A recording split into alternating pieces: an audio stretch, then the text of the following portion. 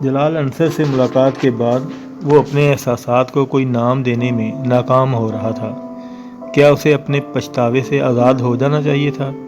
کیونکہ جلال نے یہ کہا تھا کہ سالار بیچ میں نہ آتا تو بھی وہ امامہ سے شادی نہیں کرتا، اور جلال انصر سے بات کرنے کے بعد اسے یہ اندازہ ہو گیا تھا کہ امامہ کے لیے اس کے احساسات میں کوئی گہرائی نہیں تھی، مگر یہ شاید اس کے لیے بہت سے نئے سوالات پیدا کر رہا تھا۔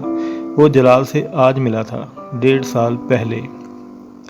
اس سے جلال کے بارے میں اس طرح بات کی ہوتی تو شاید اس پر ہونے والا اثر مختلف ہوتا، تب امامہ کے لیے اس کے احساسات کا پیمانہ بھی مختلف ہوتا، اور شاید 1.5 سال پہلے وہ امامہ کے بارے میں اس بے حسی کا مظاہرہ نہ کرتا جس کا مظاہرہ اس نے آج کیا تھا۔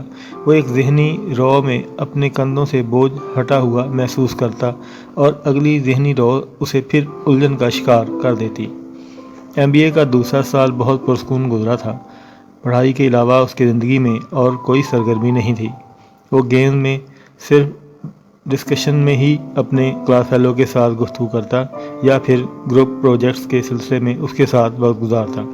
باقی کا سارا وقت وہ اپنی لائبریری میں گزار دیتا۔ ویکینڈ پر اس کی واحد سرگرمی اسلامک سینٹر جانا تھا، جہاں وہ 1 عرب سے قرآن پاک تلاوت کرنا سیکھا کرتا تھا۔ پھر وہ قرآن پاک کے ان اسباق کو دہرایا کرتا۔ پھر اس عرب سے اس نے عربی بھی سیکھنا شروع کر دی۔ خالد عبد الرحمن نامی وہ عرب بنیادی طور پر ایک میڈیکل ٹیکنیشین تھا۔ وہ ہاسپٹل سے وابستہ تھا۔ وہ ویکینڈ پر وہاں آ کر عربی قرآن اور قرآن پاک کی کلاسز لیا کرتا تھا۔ وہ اس کام کا کوئی معاوضہ نہیں لیا کرتا تھا، بلکہ اسلامک سینٹر کی لائبریری میں موجود کتابوں کی ایک بڑی تعداد بھی اسی کے دوستوں اور رشتہ داروں کی طرف سے عطیہ کی گئی تھی۔ قرآن پاک کی ان کلاسز کے دوران ایک دن اس نے سالار سے کہا تھا، تم قرآن پاک حفظ کیوں نہیں کر لیتے؟ سالار نے اس تجویز نما سوال پر کچھ دیر حیرانی سے اس کا منہ دیکھا۔ میں کیسے کر سکتا ہوں؟ کیوں؟ تم کیوں نہیں کر سکتے؟ خالد نے جواباً اسے پوچھا۔ یہ بہت مشکل سوال ہے، اور پھر میرا جیسا آدمی؟ نہیں، میں نہیں کرتا، سالار نے چند لمحوں کے بعد سے کہا۔ تمہارا ذہن بہت اچھا ہے، بلکہ اگر میں یہ کہوں کہ میں نے اپنی زندگی میں آج تک تم سے زیادہ ذہین آدمی نہیں دیکھا۔ جتنی تیز رفتاری سے تم نے اتنے مختصر عرصہ میں اتنی چھوٹی بڑی صورتیں یاد کی ہیں، کوئی اور نہیں کر سکتا، اور جتنی تیز رفتاری سے تم عربی سیکھ رہے ہو، اس پر بھی میں بہت حیران ہوں۔ جب ذہن اس قدر زرخیز ہو اور دنیا کی ہر چیز سیکھ لینے اور یاد رکھنے کی خواہش ہو تو قرآن پاک کیوں نہیں؟ تمہارے ذہن میں اللہ تعالیٰ کا بھی حق ہے، خالد نے کہا۔ آپ میری بات نہیں سمجھے۔ مجھے سیکھنے پر کوئی اعتراض نہیں، مگر یہ بہت مشکل ہے، میں اس عمر میں یہ نہیں سیکھ سکتا، سالار نے وضاحت کی۔ جبکہ میرا خیال ہے کہ تمہیں قرآن پاک حفظ کرنے میں بہت آسانی ہوگی۔ تم ایک بار اسے حفظ کرنا شروع کر دو۔ میں کسی اور کے بارے میں تو یہ دعویٰ نہ کرتا، مگر تمہارے بارے میں یہ دعوے سے کہہ سکتا ہوں کہ تم نہ صرف بہت آسانی سے اسے حفظ کر لو گے، بلکہ بہت کم عرصے میں۔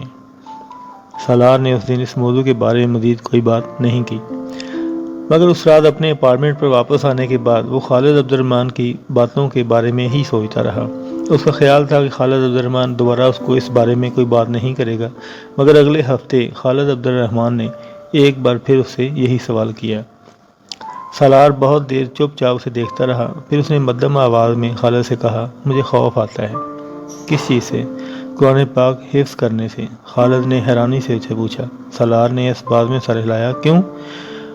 وہ بہت دیر خاموش رہا، پھر کارپیٹ پر اپنی انگلیاں لکیریں کھینچتے ہوئے انہیں دیکھتے ہوئے اس نے خالد سے کہا، میں بہت گناہ کر چکا ہوں، اتنے گناہ کہ مجھے گننا بھی مشکل ہو جائے گا، صغیرہ کبیرہ، ہر گناہ جو انسان سوچ سکتا ہے یا کر سکتا ہے۔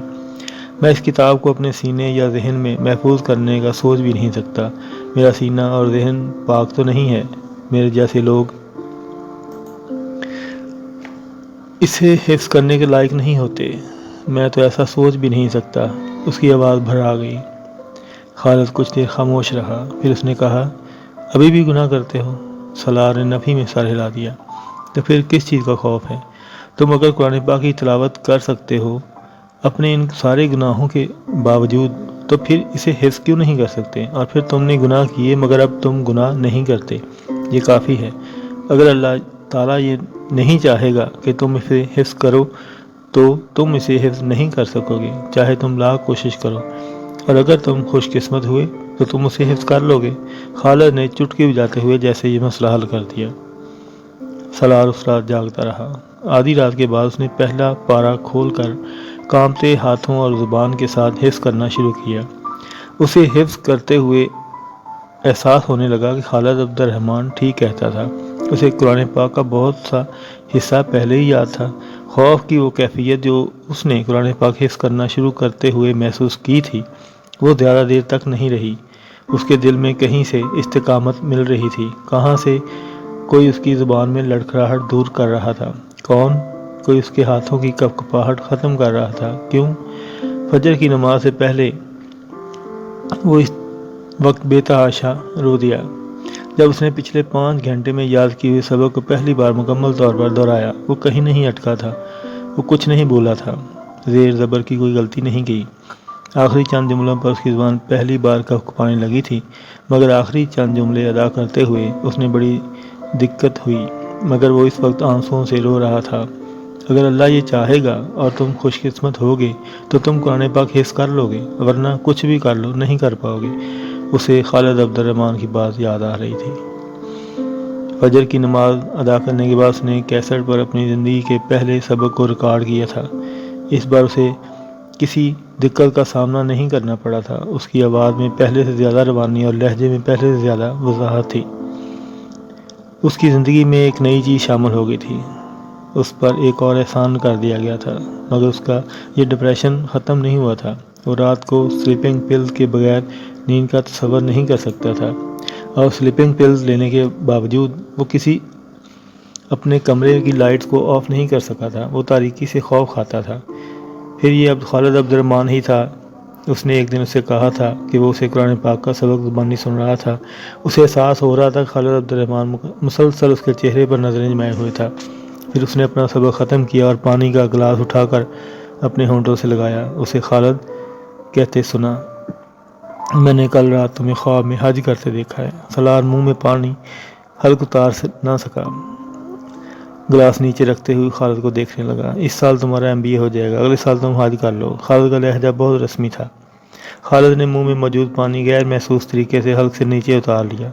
وہ اس دن اسے کوئی جواب نہ دے سکا، اس کے پاس کوئی سوال ہی نہیں تھا۔ MBA کے فائنل سیمسٹر میں 2 ہفتے پہلے اس نے قرآن پاک حفظ کر لیا تھا۔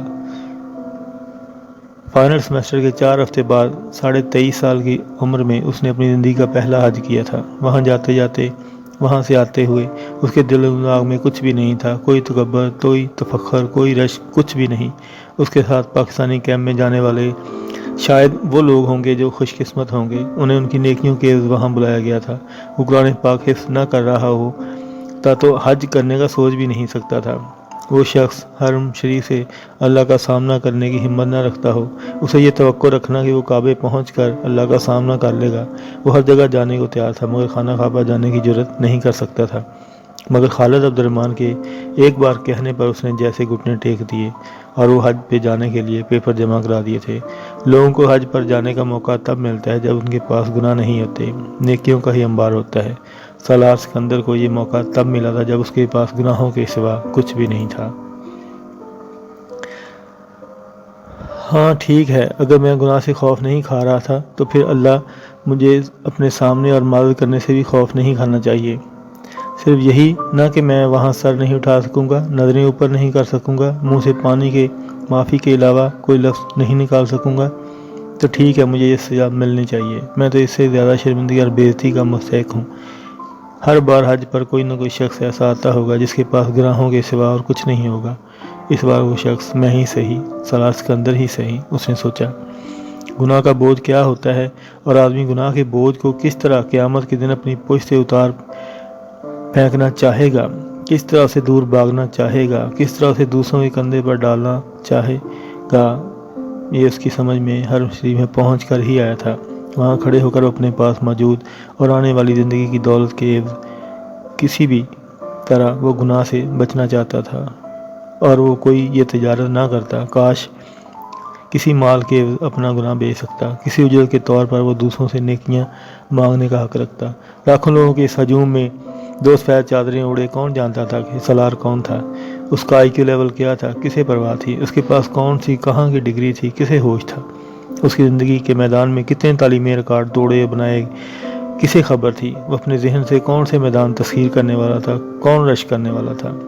وہ وہاں اس ہجوم میں ٹھوکریں کھاتا گرتا، بگدڑ میں روندا جاتا، اس کے اوپر سے گزرنے والی خلقت میں سے کوئی بھی یہ نہیں سوچتا کہ انہوں نے کیسے دماغ کو کھو دیا تھا، کس آئی کیو لیول کے نایاب آدمی کو کس طرح ختم کر دیا گیا تھا۔ اسے دنیا میں اپنی اوقات، اپنی اہمیت کا پتہ چل گیا تھا۔ اگر کچھ مغالطہ رہ گیا تھا تو وہ بھی ختم ہو چکا تھا، اور اگر کچھ شبہ بھی باقی تھا تو وہ بھی دور ہو گیا تھا۔ فخر، تکبر، رشک، انا، خود پسندی، خود ستائشی کے ہر بچے ہوئے ٹکڑے کو نچوڑ کر اس کے اندر سے پھینک دیا گیا تھا۔ وہ انہی آلائشوں کو دور کروانے کے لیے ہی تو وہاں آیا ہوا تھا۔